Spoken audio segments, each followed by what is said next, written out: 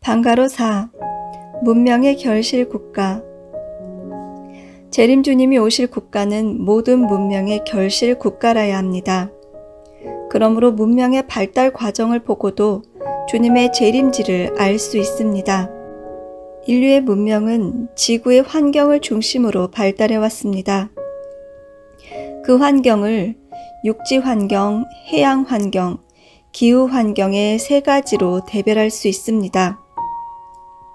괄호 1. 육지 환경을 중심한 문명의 결실. 인류의 4대 문명은 모두 하천에서 시작했습니다. 중국의 황하강을 중심으로 세워진 황하 문명, 인도의 인더스강을 중심한 인더스 문명, 유프라테스 강과 티그리스 강을 중심한 메소포타미아 문명, 이집트의 나일강을 중심한 이집트 문명이 세계 4대 문명입니다. 하천을 중심으로 발생한 문명이 대륙 문명을 이루고 대륙 문명에서 크레타 섬을 중심한 도서 문명을 거쳐 로마를 중심한 이탈리아의 반도 문명으로, 반도 문명에서 영국의 도서 문명으로, 도서 문명에서 다시 미국의 대륙 문명으로 넘어갔습니다. 그 대륙 문명은 태평양을 중심한 일본의 도서 문명을 이루고 도서 문명에서 다시 한국의 반도 문명으로 돌아옵니다. 괄호 2. 해양 환경을 중심한 문명의 결실. 하천을 중심으로 일어난 대륙 문명이 지중해를 중심한 반도 문화를 이룹니다. 대륙에서 지중해를 거쳐 반도로 넘어갈 때 도서 문명을 꽃피운 크레타 섬을 거칩니다. 지중해 주변에는 로마를 중심해서 그리스가 있고 이탈리아가 있습니다. 지중해에서 크레타 섬을 중심으로 발달한 도서 문명은 지중해 주변의 그리스와 이탈리아로 옮겨져 반도 문명을 이루는데, 반도 문명은 다시 프랑스와 독일 등을 거쳐 영국으로 이동해서 대서양을 중심으로 도서 문명의 꽃을 피웁니다. 영국의 도서 문명은 미국으로 건너가 대서양과 태평양을 환경으로 한 대륙 문명권을 이룹니다. 그것은 대서양 시대의 마감과 함께 태평양 시대의 도래를 의미합니다. 미국의 대륙 문명은 다시 일본의 도서 문명으로, 도서 문명은 다시 한국의 반도 문명으로 돌아와서 환태평양 문화권을 꽃피우게 되었습니다. 괄호 3. 기후를 중심한 문명의 결실. 한반도는 기후적으로 볼 때에도 문명의 결실 국가입니다. 1년을 놓고 보면 봄, 여름, 가을, 겨울의 4계절이 있고 하루도 아침, 낮, 저녁, 밤이 있습니다. 인간에게도 유년기, 청년기, 장년기, 노년기가 있습니다. 기후를 중심한 문명도 마찬가지입니다. 열대, 아열대, 한대, 온대 문명이 연결된 문화가 있습니다. 원래 하나님의 섭리는 온대에서 시작했습니다. 그런데 타락으로 인해 하나님의 중심 섭리는 열대 문명에서 출발하여 아열대 문명과 한대 문명을 거쳐서 온대 문명으로 돌아가야 합니다. 새 섭리의 봄절기를 맞이하는 때가 바로 지금입니다. 앞으로 한반도를 중심으로 모든 문명이 결실될 것입니다. 방가로 5. 종교의 결실 국가. 한국은 사상과 종교의 결실을 보는 나라입니다. 한반도에는 삼국시대에 불교가 들어왔습니다.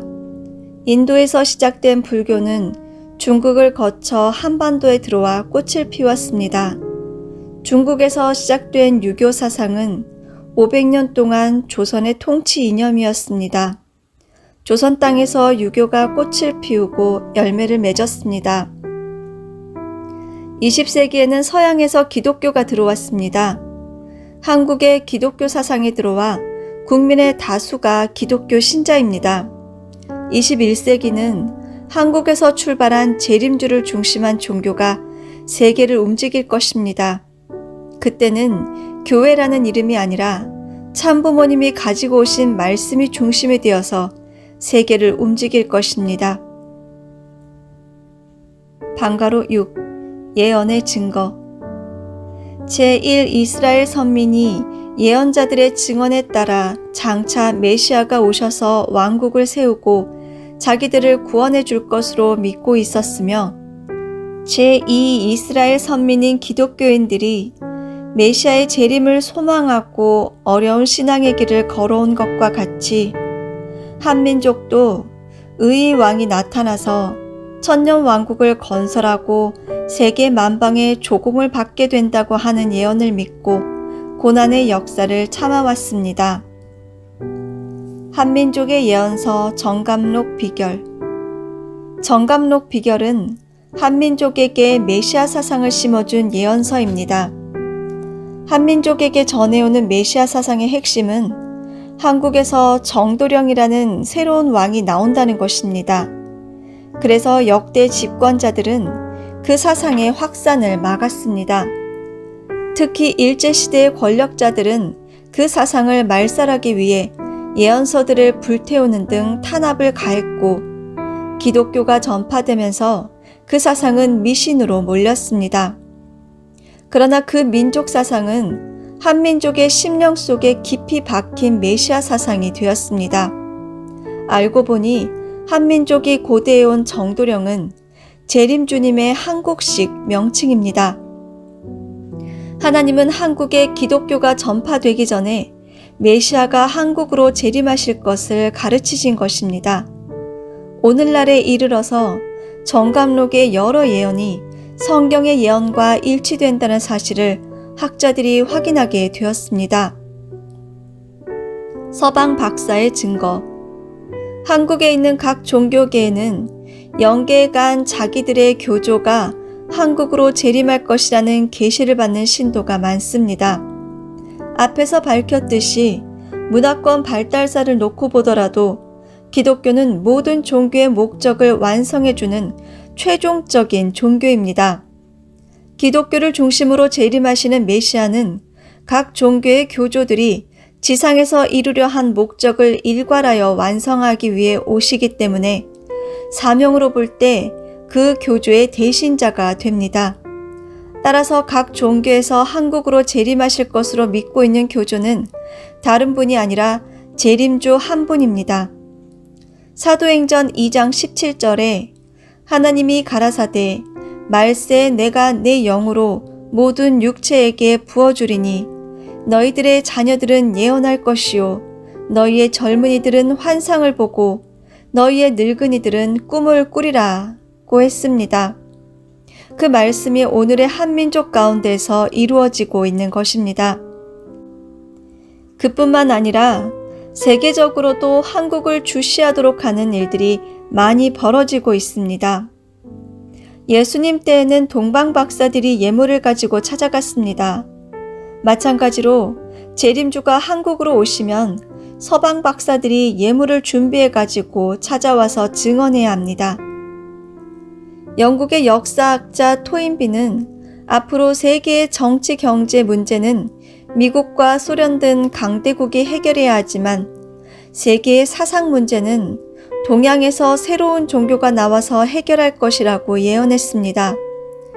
그리고 20세기의 대예언자로 불리는 진 딕슨 여사는 참아버님을 보고 하나님이 보내신 위대한 분으로 21세기에는 그 명성이 드러날 것이라고 예언했습니다.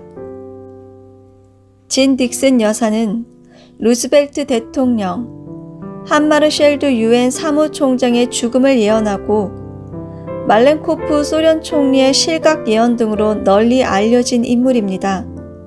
특히 미국 케네디 대통령의 암살을 예언하여 더욱 유명해진 그녀는 워싱턴의 외교가에서 각국의 외교관들이 대통령보다 더 만나보고 싶어하는 인물이었습니다. 타고르의 시.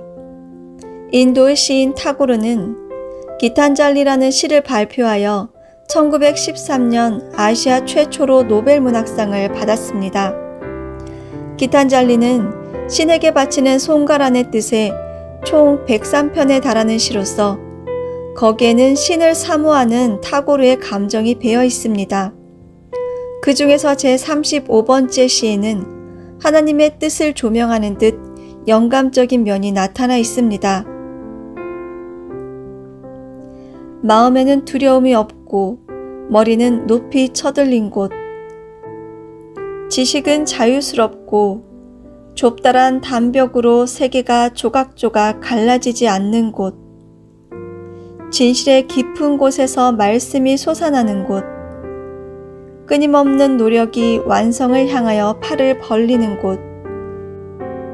지성의 맑은 흐름이 굳어진 습관의 모래벌판에 길 잃지 않는 곳. 무한히 퍼져나가는 생각과 행동으로 우리의 마음이 인도되는 곳. 그러한 자유의 천국으로 내 마음의 조국이여 깨어나소서. 마음에는 두려움이 없고 머리는 높이 쳐들린 곳은 소망이 있는 곳이라는 뜻입니다. 또 좁다란 담벽으로 세계가 조각조각 갈라지지 않는 곳. 이 구절에는 통일의 염원이 나타나 있습니다. 그 다음에 진실의 깊은 곳에서 말씀이 솟아나는 곳은 인류를 구원할 새로운 진리가 나올 것임을 예언한 것이고, 끊임없는 노력이 완성을 향해 팔을 벌리는 곳은 인류 구원 섭리의 완성을 의미합니다. 지성의 맑은 흐름이 굳어진 습관의 모래벌판에 길 잃지 않는 곳은 영원성을 의미하며, 내 마음의 조국이여 깨어나소서라는 말은 천국이 나의 조국이요 모든 인류의 조국이 된다는 말입니다. 타고르는 뛰어난 영감으로 재림주가 오심으로써 펼쳐질 하나님의 섭리를 시로 표현한 것입니다. 타고르는 한국이 일제 식민 통치하에 있을 때 한국을 등불에 비유하여 동방의 등불이라는 시를 썼습니다. 동방의 등불은 1929년 그가 일본을 방문했을 때 한국의 기자가 한국 방문을 요청했는데 그에 응하지 못하는 미안한 마음의 표시로 써준 작품입니다. 그 시는 4단락으로 되어 있습니다. 일찍이 아시아의 황금 시대에 빛나던 등불의 하나인 코리아. 그 등불 다시 한번 켜지는 날에 너는 동방의 밝은 빛이 되리라. 당시 한국은 일제치하에서 곤욕을 치르고 있었고 아무런 희망도 없을 때였습니다. 그런데 타고르는 영감을 통해서 한국이 동방의 빛이 된다는 예언적인 시를 썼습니다. 5. 결론. 원리 원본은 천주와 하나님의 심정세계를 관통하는 천비의 원리입니다. 이 원리를 밝히신 문선명 선생님은 메시아요, 재림주요, 구세주요, 인류의 참부모로 하나님이 보내신 분입니다. 따라서 참부모님이 탄생하신 한국은 하나님의 조국이요, 고향입니다. 한국은 세계 인류의 신앙의 조국이요, 한국어는 세계인의 모국어가 될 것입니다. 하나님의 조국 광복을 위해서는 먼저 남북 통일을 이루고 세계 통일을 이루어야 합니다. 참부모님이 밝히신 원리 원본을 중심하고 세워진 원리 본체론을 통해 인류가 하나님의 심정 복귀와 절대성 복귀를 완성함으로써 창조 이상인 참 자녀가 되어 참 가정과 하나님이 소망하신 평화통일 세계를 이루어야 합니다. 그리고 하나님은 인류의 참부모임을 가르치고 언제나 나라와 부모, 형제자매, 배우자를 생각하면서 애천, 애인, 애국을 행동으로 나타내도록 충효열을 교육해야 합니다. 원리 본체론에 입각하여 공산주의 이론의 허구성을 지적하고 그 오류를 바로잡도록 하는 승공운동을 비롯한 사상의 통일운동을 전개해야 합니다. 하나님의 절대성 가치를 알게 하여 원리 본체를 닮은 절대 인격을 갖춤으로써 부모를 비롯한 어른을 모시는 시의 생활과 위하여 사는 참사랑을 실천하도록 교육해야 합니다. 지금까지 세계 인류는 외적인 건설운동은 했지만 새마음 운동과 새사랑 운동, 절대성 운동을 하지 못했습니다. 이제 새마음 운동과 새사랑 운동, 절대성 운동을 전개해야 합니다. 새사랑 운동은 곧 참사랑 운동이며 절대성 운동입니다. 참사랑 운동을 하기 위해서는 하나님의 참사랑을 소유하여야 합니다. 참사랑은 위하여 살고 투입하려고 하는 하나님의 사랑입니다. 그러한 사랑을 실천하자는 운동이 새사랑 운동입니다.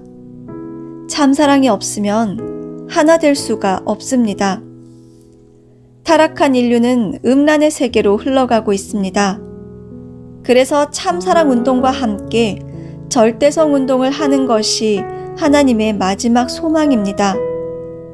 세계 통일은 쉬우나 심정 통일은 어렵습니다. 세계 통일은 권력을 동원해서 할 수 있지만 심정 통일은 무력으로도 할 수 없습니다.